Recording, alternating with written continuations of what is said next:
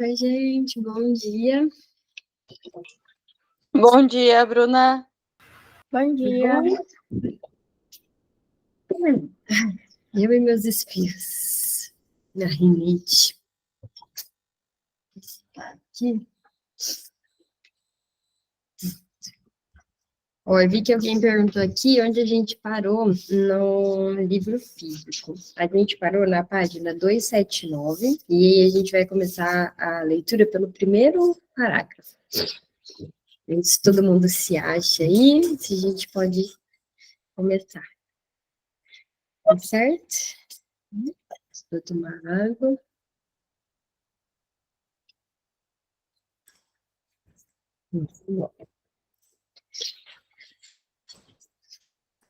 Uma preparação aqui, viu? Se eu começar a espirrar, vocês sabem que é rinite. Vamos lá. Essas são as telas opacas que Freud ergueu em defesa contra os críticos capciosos. Mas elas não ocultam que o Leonardo, apesar de suas deduções brilhantes, é uma realização com sérios defeitos. Muitas das provas que Freud utilizou para montar seu retrato são inconclusivas ou viciadas. O esboço do caráter de Leonardo, traçado por Freud, conserva uma semelhança plausível. Leonardo é o artista que tem eternos problemas em terminar sua obra e que rejeita, nos anos finais de sua vida, a arte em prol da ciência. É o delicado homossexual reprimido que legou ao mundo um dos maiores enigmas da arte, o sorriso da Mona Lisa, que tem o tamanho de uma folha A4 e faz uma fila gigantesca para todo mundo ver, mas é tão legal ver. Mas qualquer que seja a plausibilidade do retrato de Freud, ela se baseia em razões que não as escolhidas por ele. Chay, do PDF, eu não sei. Alguém tinha mandado, eu acho que lá no grupo. De cabeça, eu não sei. A Poli colocou aqui, ó, 354. Obrigada. O argumento de Freud é perfeitamente claro. Ele propunha encarar Leonardo e sua obra em dois momentos de sua vida, uma experiência adulta e uma lembrança infantil, esta evocada por aquela. E aí tem uma nota. Freud estava seguindo algumas considerações teóricas que desenvolveram, não muito antes, num artigo sobre o devaneio e o escritor de ficção. Esse texto ele se chama, tem várias traduções, mas o escritor criativo, alguma coisa assim, e é muito legal. Vocês já leram? Não? Ah, eu tenho ele. Eu até tava com.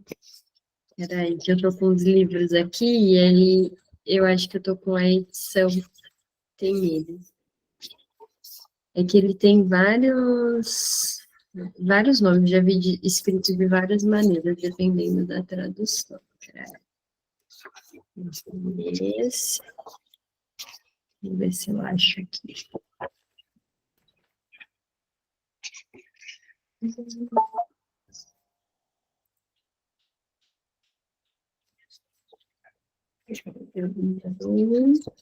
Quando a gente quer achar, não acha nada, né? Mas é porque eu estava com ele lendo esses dias que eu indiquei ele numa supervisão.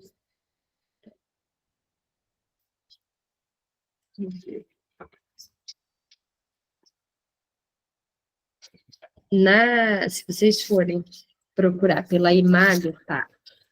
No capítulo, peraí, vamos ver.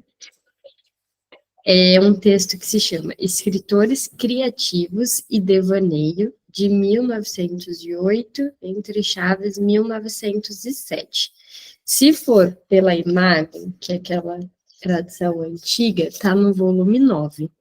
Eu não sei dizer em outras edições, né, de outras editoras, em qual que tá, mas se vocês procurarem por escritores criativos e devaneio, às vezes vocês acham com esse nome, ou como eu disse, algum nome mais parecido, que vai por essa ordem aí. É muito legal o texto. Leiam, que vale a pena. ele fala do uso da fantasia, né, das pessoas que as pessoas fazem, e como isso pode, de alguma forma, ajudar a gente a chegar no inconsciente. As fantasias, elas têm um papel muito importante, né, quando o paciente chega e diz assim, é porque eu queria que tivesse sido de tal jeito, mas foi de tal jeito e tá tudo bem, não? Tá tudo bem, tem esse outro jeito aqui que você queria que diz alguma coisa. E aí o texto fala basicamente ali sobre essa ideia, claro que aprofundando muito mais, né, percorrendo outros caminhos, mas vale a leitura. Deixa eu ver aqui, cadê onde eu parei?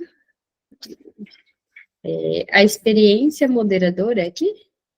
A experiência modeladora que Freud tinha em mente era de execução do retrato da Mona Lisa, e ele esperava reconstruir e interpretar a lembrança despertada em Leonardo durante as sessões, a partir de todos os materiais que pudesse desvendar. Freud teve sorte, a sorte dos bem preparados. Esse daqui é o melhor tipo de sorte, né? Aquela que quem trabalha bastante depois escuta, fulano teve sorte, né? Sorte tudo pra caramba. Ele descobriu a pista que procurava no imenso atoleiro dos livros de anotações de Leonardo. Nessa volumosa compilação, uma miscelânea de caricaturas, experimentos científicos, desenhos de armas e fortificações, reflexões sobre moral e mitologia e cálculos financeiros. Leonardo deu atenção à sua infância apenas uma vez, a meditar sobre o voo dos pássaros. Freud espremeu desse raro achado tudo o que fosse de valor. Leonardo contava um incidente estranho, semelhante a um sonho. Parece, assim Freud traduziu a passagem, que desde o começo eu estava destinado a me ocupar profundamente com o abutre, pois veio-me à mente como uma lembrança muito antiga que, quando eu ainda estava no berço, um abutre desceu até mim, abriu minha boca com sua cauda e golpeou meus lábios várias vezes com sua cauda. Freud estava convencido de que era antes uma fantasia posterior do que rememoração literal, do que uma rememoração literal. Uma fantasia que, submetida a um exame adequado, poderia dar acesso à evolução emocional e à artística de Leonardo. Aqui que o texto tem relação com isso. Há uma fantasia que, submetida, então, à análise, pode dar acesso realmente aí ao inconsciente, né? Que ele coloca a evolução emocional. Esse texto fala sobre isso. Freud despendeu uma boa quantidade de erudição a respeito do pássaro que havia atacado Leonardo em seu berço. No Egito Antigo, como Leonardo poderia muito bem saber, o abutre era um hieróglifo que representava a mãe. E mais, na lenda cristã, também acessível a ele, o abutre é um pássaro apenas feminino. Emblema poético do nascimento virginal, ele é fecundado pelo vento. Ora, Leonardo fora uma criança abutre que tivera mãe, mas não pai. Esta foi a forma poética de Freud para dizer que Leonardo era um bastardo. Por isso, conjecturou Freud, Leonardo, em sua mais tenra infância, havia desfrutado do amor exclusivo e apaixonado de sua mãe abandonada. Tal amor deve ter sido uma influência das mais decisivas em sua vida interior. Mas aqui, né, não sei se o amor, mas a presença da mãe realmente é uma das influências mais decisivas da vida, né? Isso significava que, na época que se fundavam as bases da personalidade de Leonardo, ele não tinha pai. A veemência das carícias a que aponta sua fantasia do abutre era absolutamente natural. A pobre mãe abandonada teve de fazer fluir para o seu amor materno as carícias desfrutadas, bem como seu anelo por novas carícias. Foi impelida não só a compensar a si mesma por não ter um marido, mas também ao filho por não ter um pai que quisesse afagá-lo. Assim, como todas as mães insatisfeitas, ela colocou o filhinho no lugar do marido e roubou-lhe uma parcela da masculinidade através do amadurecimento demasiado precoce de seu erotismo. Nossa, essa frase aqui das mães insatisfeitas que colocam o filhinho no lugar do marido, hum, hum, quem já viu um desse? Um caso desse.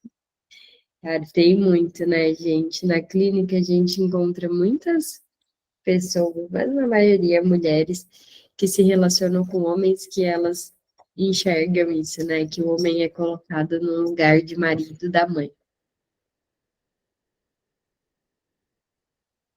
E é bem difícil. Inclusive, existem, claro que casos, eu quero dizer, né, não que para todas as pessoas vai funcionar dessa maneira, a gente sabe que cada pessoa responde de uma forma, mas existem homens que eles não se comprometem com as mulheres romanticamente e se envolvem numa relação porque eles não podem abandonar a mãe.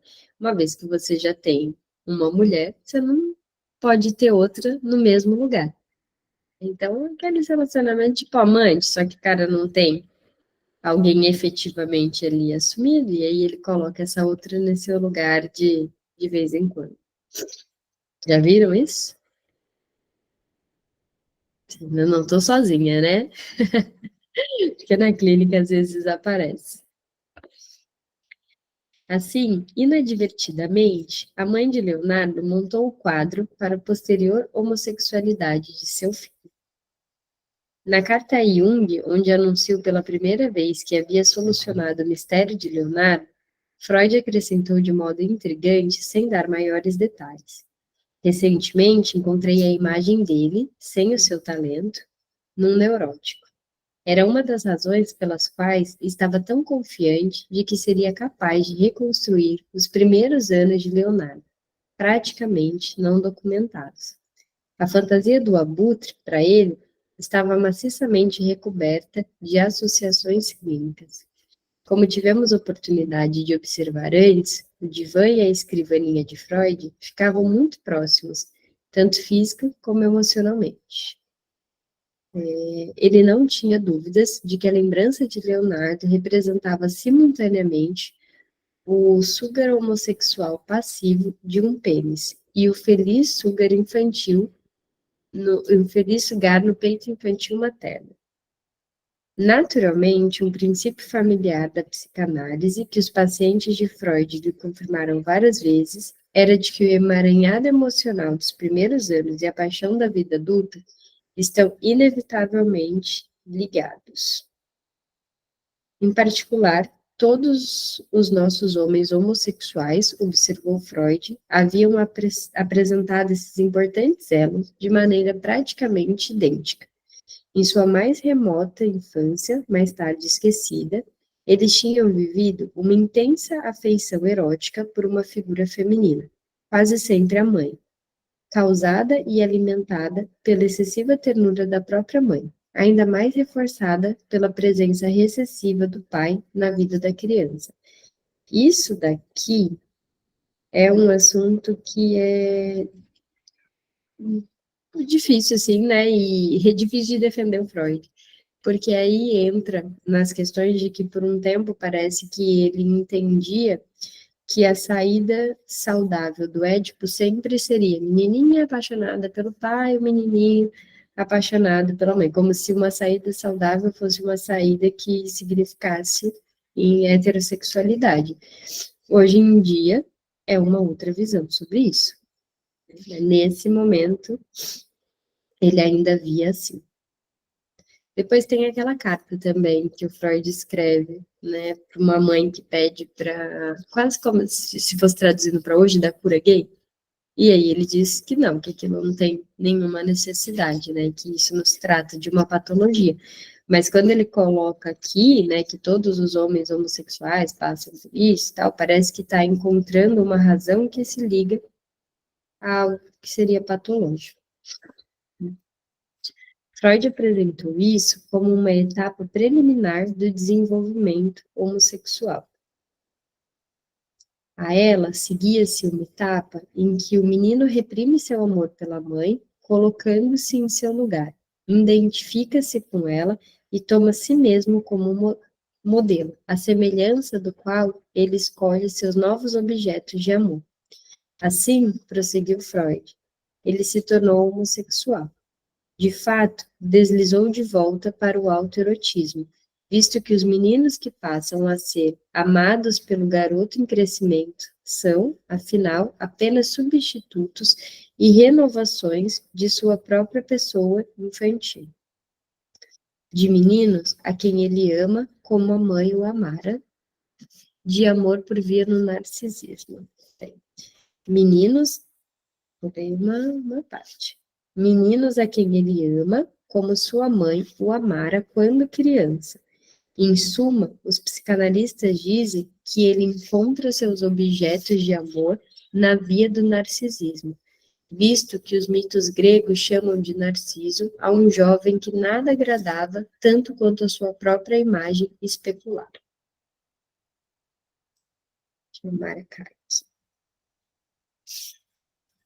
Essa frase marca um momento crucial na história da psicanálise. Aqui, Freud introduziu pela primeira vez em sua obra o conceito de narcisismo, um estágio inicial de autoamor erótico, que, segundo ele, ocorria entre o autoerotismo primitivo do bebê e o amor objetal da criança em crescimento. O narcisismo logo viria a ocupar um lugar central em seu pensamento. Deixa eu só marcar aqui. Eu estou estudando um monte sobre narcisismo, acho que vocês viram lá no Instagram que eu estou compartilhando, então estou marcando. Isso daqui porque eu gosto de estudar e depois saber em que época que estava. Por isso que eu pulei uma linha, ó, marcando e lendo, fica uma confusão.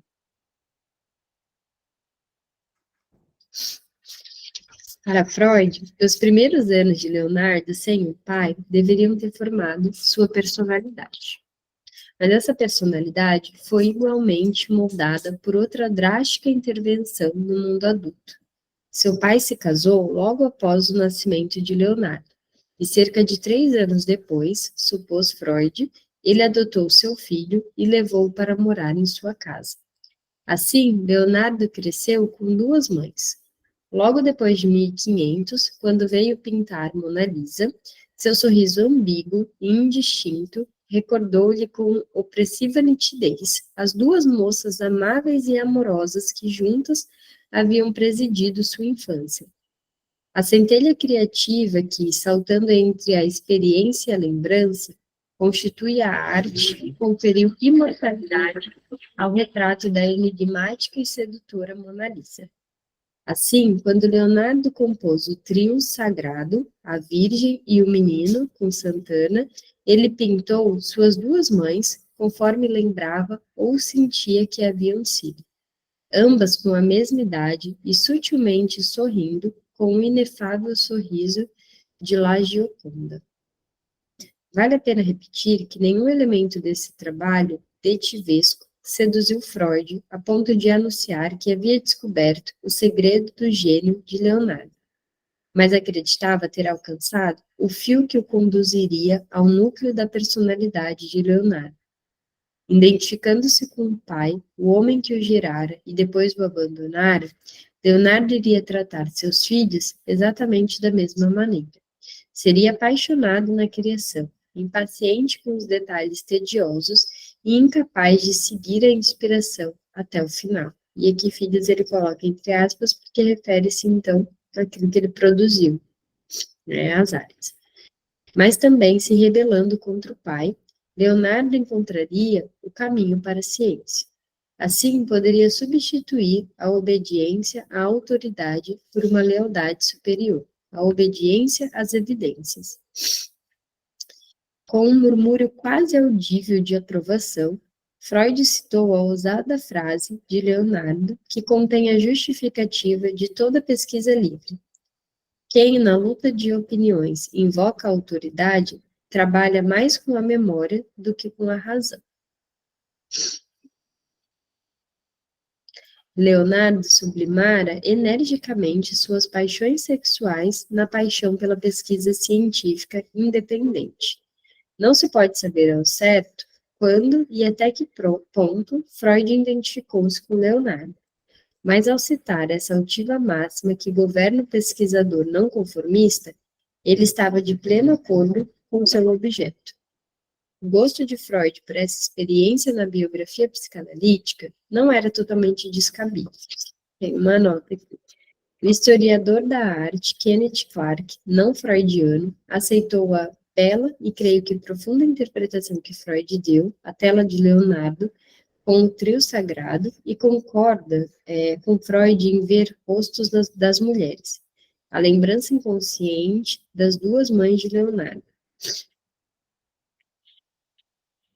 Seu mapa esquemático de uma via régia para homossexualismo, que hoje acho que nem pode se dizer mais assim, é homossexualidade,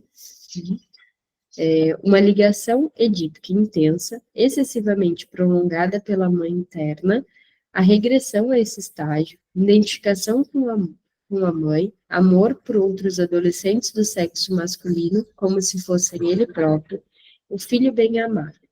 Conserva todo o seu interesse e boa parte de sua validade.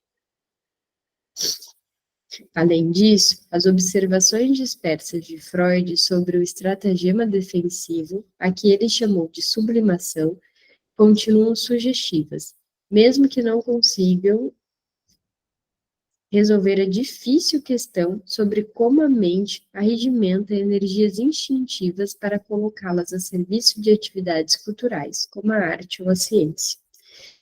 Mas quando examinado de perto, o tecido delicadamente construído da argumentação de Freud começa a se desfazer. Sua afirmação de que Leonardo, mais ou menos, inventou a ideia de pintar Santana como jovem é insustentável. Mesmo que a escolha de Leonardo pela convenção de mostrar mãe e filha com a mesma idade possa servir como uma pista para sua constituição mental. E ainda, a hipótese de Freud de que Leonardo levou seu filho para casa apenas depois de um intervalo de cerca de 3 anos tem sido posta em dúvida por algumas indicações em contrário. Aqui tem uma nota. Freud, ao que parece, não levou em consideração um estudo francês sobre Leonardo, que possuía e no qual fez anotações, onde o autor sustentava que o pai de Leonardo tinha levado seu filho ilegítimo para casa no mesmo ano em que se casou. Evidentemente, Freud, por ter rejeitado esse argumento, não tinha conhecimento dele. É bastante vexatório, mas o fio mais frágil do tecido do raciocínio de Freud é a fantasia do abutre. Freud utilizou traduções alemãs dos cadernos de notas de Leonardo, que verteram erroneamente níbio por abutre, ao invés de milhafre. Com essa gafe, apontada pela primeira vez em 1923, mas nunca reconhecida por Freud ou qualquer outro psicanalista durante a vida de Freud, a construção mãe-abutre, com todas as suas tremendas implicações, fica desacreditada. O abutre é uma criatura muito amada nos mitos. O milhafre é apenas um pássaro. A narrativa de Leonardo a respeito do pássaro que o atacou continua a ser uma viva dramatização, talvez evocando a amamentação, um encontro homossexual, ou mais provavelmente, uma fantasia homossexual, ou talvez ainda condensando a lembrança dos três. Mas a superestrutura que Freud construiu a partir da tradução errônea desfaz-se um pouco. Reunidos, esses lapsos diminuem consideravelmente a autoridade do esboço de personalidade feito por Freud. Estava pensando aqui, isso dele ter... Aqui eles falam que era da escrita, né? É que ele não levou em consideração o que estava escrito. Não sei se cabe, mas eu pensei no que a gente está lendo no Conectadas, da psicopatologia da vida cotidiana, tem um capítulo que fala dos lapsos verbais, né, de você ler aquilo que não está escrito, você substitui a palavra. Talvez pelo conhecimento que ele tinha de abutre, por ser uma palavra semelhante, por estar na mesma categoria ali de pássaro e fazer mais sentido com o que ele estava pensando, ele possa, de repente, até ter lido assim, mesmo sem estar escrito. Mas não sei, de fato, se foi isso, né? Se ele chegou a tomar conhecimento, que é só um achismo. E eu fico pensando também que eu sempre me surpreendo quando a gente está lendo em como eles caçavam informação e como eles tinham acesso à informação, mesmo que antigamente devesse ser infinitamente mais difícil do que é nos dias de hoje ter informação sobre algo ou alguém, né? Agora a gente vê uma coisa, quer saber o que quer, você digita, 5 segundos depois o Google te dá uma infinidade de respostas para aquilo. Imagina na época deles, né, querendo saber de alguma coisa e ir atrás de documentos que, sei lá, a veracidade, a facilidade de encontrar isso devia ser bem complicado. Então, reunidos, esses lapsos diminuem consideravelmente a autoridade do esboço de personalidade feito por Freud. É bem verdade que ele apresentou apenas modestas pretensões em sua composição predileta. No entanto, embora seja extremamente provável que o erro de tradução que converteu um milhafre num abutre tenha sido notificado a Freud, ele nunca o corrigiu. Ao longo de toda sua extensa carreira de teórico psicanalítico, Freud se mostrou pronto a rever teorias muito mais importantes e defendidas por longo tempo, mas não o seu Leonardo. Havia mais de uma razão destinada à lealdade de Freud. Sem dúvida, o artigo sobre Leonardo proporcionou-lhe atraentes recompensas profissionais.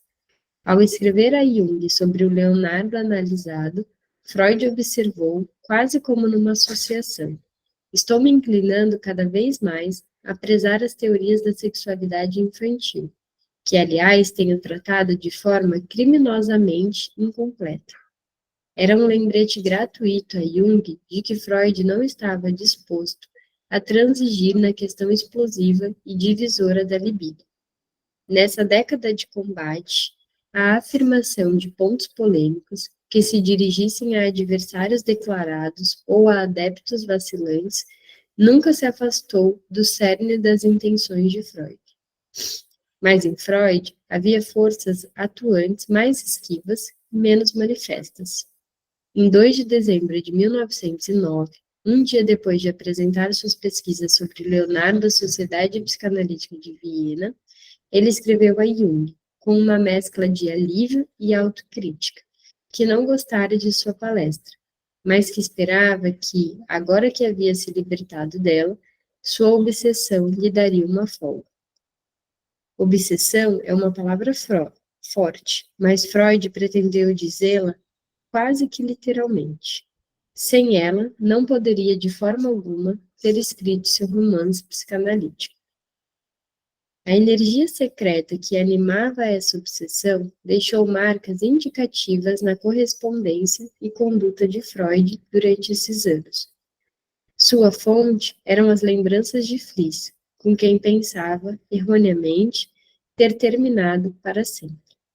As recordações de seu velho amigo íntimo, agora não mais amigo, obrigaram Freud a explorar uma vez mais sua autonomia, sua economia afetiva. Olha o ato falho, autonomia, né? Porque o Fliss tinha algo ali que o tornava não autônomo, na minha interpretação.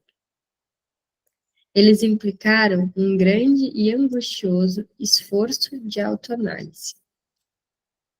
Aqui tem uma nota. Freud estava expressando, no artigo sobre Leonardo, conclusões que, com todas as probabilidades, tinham sido derivadas de sua autoanálise e, portanto, são de grande importância para o estudo de sua personalidade. Suas cartas da época deixam extremamente claro com que excepcional intensidade ele se lançou a essa investigação específica.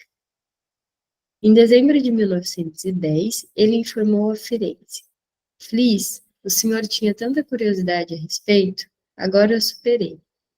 E acrescentou imediatamente numa associação inequívoca: Adler é um pequeno Fliss ressuscitado, igualmente paranoico. Steckel, um apêndice dele, pelo menos chama-se William. Freud via William Fliss por toda parte, encarnado em outros. Não sei se ele via ou se ele buscava, né? Tem uma música que fala: procurei em tantos corpos encontrar você. Não tem uma música assim? É de Charlie Brown, né? Agora eu não lembro do resto da letra, mas eu acho que tem tudo a ver, né? Ele ficava buscando isso. Adler escreveu, ele é Jung, desperta em mim a lembranças de Fliss, uma oitava abaixo, a mesma paranoia. Quando escreveu isso, já estava trabalhando no caso Schreber, que ilustraria de modo fascinante uma tese que sustentara por algum tempo. O agente elementar da paranoia é a homossexualidade, disfarçada. Tem um texto no Amor, Sexualidade e Feminilidade que ele fala sobre isso, que é de uma menina e a mãe, um caso de paranoia. Se vocês têm interesse em estudar, agora eu não vou me lembrar com clareza o nome do texto, mas no título já fica claro que é dessa relação entre mãe, filha, paranoia e homossexualidade. Meu amigo de outrora, Fliss, havia dito a Jung em 1908, desenvolveu uma bela paranoia depois que descartou de sua inclinação, certamente não pequena por mim. Não que não seja verdade, mas olha a projeção aqui. Não era uma coisa só dele, né? Sempre disposto a transpor os turbilhões privados para a teoria analítica, Freud atribuiu à conduta de Fliss o mérito de conduzi-lo àquela ideia, que seria amplamente confirmada por vários dentre seus pacientes. Chamar alguém de paranoico, no vocabulário técnico de Freud, havia desenvolvido, era, naquela época, chamá-la de homossexual, pelo menos latente, e eram remanescentes de sentimentos homoeróticos inconscientes que estavam aflorando em Freud. Apesar do que pudesse dizer a Jung, Freud estava se esforçando em analisar seus sentimentos por Fliss, mais do que os de Fliss por ele. Analisar e, assim, se possível, purgá-los. No outono de 1910, evitando exorbitantes solicitações de intimidade por parte de Firenze, Freud advertiu que, desde o caso de Fliss, cuja superação o senhor acaba de me ver empenhando, essa necessidade desapareceu em mim. Uma certa carga homossexual foi retirada e utilizada para o alargamento do meu próprio ego. Tive sucesso onde o paranoico falha. Essa daqui também é uma frase famosa. Vocês conheciam? Já tinham lido? Não. Deixa eu. Aqui a ideia é de que se você consegue trazer esse olhar para si mesmo, né? Já tinha por que se você traz o olhar para si mesmo, você não desenvolve essa questão do que ele chamava na época de homossexualidade. Então, ó, no outono de 1910, evitando exorbitantes solicitações de intimidade por parte de Firenze, Freud advertiu que, desde o caso Fliss, cuja superação o senhor acaba de me ver empenhado, essa necessidade desapareceu em mim. Então, talvez a necessidade de ter ali alguém, né? Mas nesse caso, não sei, vocês já leram as cartas do Freud para o Fliss? Sempre fica aquela sensação de que tinha mesmo um apaixonamento por ambos. Em pouquíssimos momentos, pelo menos das cartas que são mais conhecidas, eles falam sobre isso. Mas uma vez o Freud diz lá que não, o Fliss pergunta e ele diz que ele nunca notou nada nele, nenhuma corrente homossexual nele. Acho que é essa palavra que ele usa. Mas aqui ele está dizendo, né, quase que, bom, não quero outro Fliss. Uma certa carga homossexual foi retirada e utilizada para alargamento do meu próprio ego. Então, é como se aqui ele estivesse dizendo que ele acredita nisso, que essa carga homossexual precisa ser voltada para o próprio ego. Caso contrário, então desenvolveria ali uma paranoia. Se não desenvolvesse a homossexualidade, desenvolveria a paranoia. E aí, por isso também é a questão de que era visto como patologia. Um adoecimento. Conforme ensinou Jung, Freud não considerava essa carga homossexual de forma alguma, esmagadora. No final de setembro, numa carta de Roma, ele se queixou de Firenze. Um colega muito querido, mas um pouco incomodamente sonhador e infantil em relação a mim, com um excesso de admiração e passividade. Ele deixou tudo ser feito para ele como se fosse uma mulher, e minha homossexualidade, afinal, não vai tão longe a ponto de aceitá-lo como tal. Contudo, Freud reconhecia o que certa vez chamou de certo elemento andrófilo dentro de si. 2 anos mais tarde, analisando um de seus discutidos desmaios, ele apresentou um autodiagnóstico igualmente implacável. Como sabemos, em Munique, em novembro de 1912, Freud desmaiou numa pequena reunião privada de psicanalistas, na presença de Jung. Julgou que havia necessidade de explicação particularmente urgente, por não ser aquele o primeiro episódio desse gênero. Conforme informou Ernest Jones, 2 vezes antes, em 1906 e em 1908, ele havia sofrido de sintomas muito parecidos, embora não tão intensos, na mesma sala do Parque Hotel. Em todo caso, tive de deixar a mesa. Então, em 1909, havia desmaiado novamente na presença de Jung, em Bremen, logo antes de embarcar para os Estados Unidos.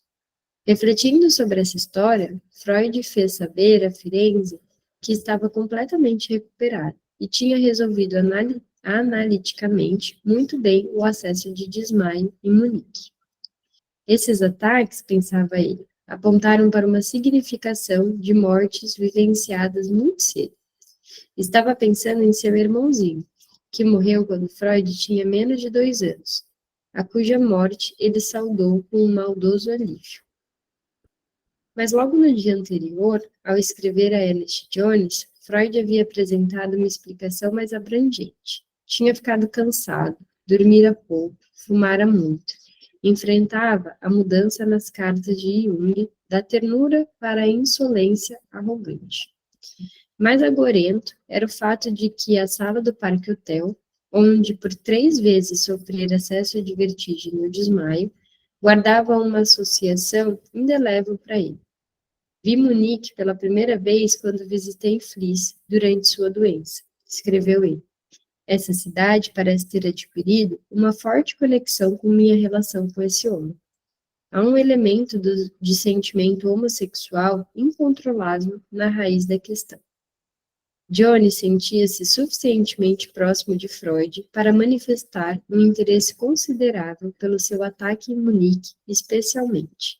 Prosseguiu ele com franqueza, na medida em que eu tinha suspeitado de um elemento homossexual, sendo este o sentido da minha observação, ao me despedir na estação, de que o senhor acharia difícil renunciar a seu sentimento por Jung, querendo dizer que talvez houvesse alguma transferência a ele de afetos mais antigos no senhor. Freud aceitou prontamente a formulação de Jones. O senhor está certo em supor que eu havia transferido a Jung sentimentos homossexuais de outra parte, mas estou contente em descobrir que não tenho dificuldades em removê-lo para uma livre circulação. Teremos uma boa conversa sobre esse assunto. Algumas das emoções que Jung despertava, como Freud viu com justeza, tinham sido emprestadas de outra parte. E Jung, como Adler antes dele, era Flis ressuscitado. Vale notar que a visita de Freud a Flis, enferma em Munique, a qual instaurou essa cadeia de lembranças, havia ocorrido quase 2 décadas antes, em 1894. Os sentimentos de Freud em relação a Flis eram, de fato, muito persistentes. Eram também, como costumavam ser, os sentimentos eróticos, ambíguos. Logo em seguida, reexaminando o episódio com Bisvanger, Freud reiterou que sentimentos suprimidos, dessa vez contra Jung, como anteriormente como um predecessor seu, naturalmente desempenham um papel principal.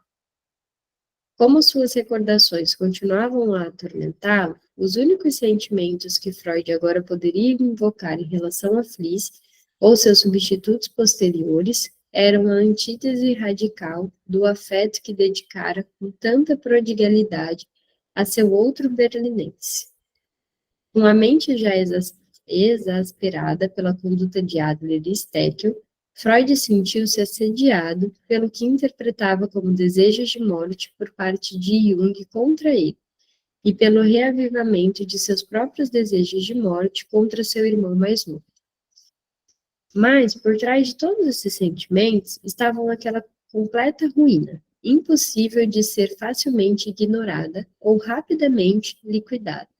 Seus antigos sentimentos apaixonados por e contra Fliss. Era estranho. Fliss continuava a entrar de novo na vida de Freud nos momentos mais assombrosos. Em 1911, explicou uma de suas dores de cabeça mais avassaladoras, recorrendo a uma periodização que aprendera com Fliss, contando desde o dia de seu aniversário até o início da dor. Desde 29 de maio, 6 de maio, mais 23, essa ideia do Fliss é completamente maluca. Vocês já leram? Dos ciclos, que ele fala do ciclo da mulher, do ciclo do homem, não dá para entender nada, não consegui ligar lé com trem. Tem algumas dos conjuntos ali da autêntica, se eu não me engano, ou é no amor, sexualidade e feminilidade, ou no neurose, psicose e perversão. Em alguma das duas tem essas cartas aí que ele fala, diz que é bem, bem maluco. Tem estado muito abatido com uma séria enxaqueca. Mais um ano depois, preocupado com Jung, Freud viu-se novamente recorrendo à sua história passada. Acabei de voltar de Dom Giovanni, contou a Firenze. No segundo ato, durante a ceia festiva do Dom, a banda alugada toca um trecho de uma área das Bodas de Fígaro de Mozart. E Leporello observa. Essa música me parece muito familiar. Freud achou uma boa aplicação à situação atual. Sim, essa música também me parece muito familiar.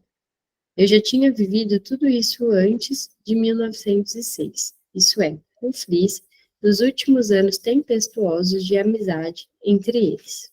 As mesmas objeções, as mesmas profecias, as mesmas declarações das quais agora me livrei. Seria dar excessivo crédito aos sentimentos inconscientes de Freud, principalmente seus sentimentos reprimidos em relação a Fliss, se os responsabilizássemos inteiramente pelos seus artigos sobre Leonardo e Schreber. Certamente, o acúmulo casual de pacientes paranoicos intrigantes em busca de tratamento contribuiu para dar foco a seus interesses clínicos e teóricos por volta de 1910. Tampouco o fato de Freud recorrer aos empréstimos de sua autoanálise de forma alguma compromete o valor científico de suas descobertas. Ao proclamar que havia superado Fliss e ao mostrar que não o superara, Freud explorou seu inconsciente com bons resultados. Tinha sido absolutamente sério quando disse a Jung, no início de 1908, comentando sobre o que gostava de chamar de paranoia de Fliss. Deve-se procurar aprender alguma coisa de tudo. E tudo incluía ele próprio.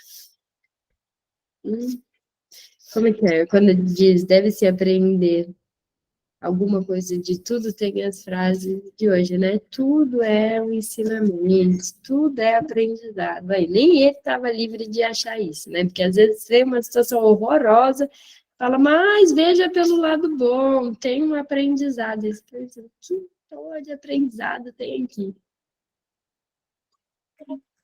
Mas, enfim, ele também achava que tinha. Ó, vamos parar aqui para da próxima vez ter sentido? Que aí depois não, eu não sei se é muito extenso, peraí.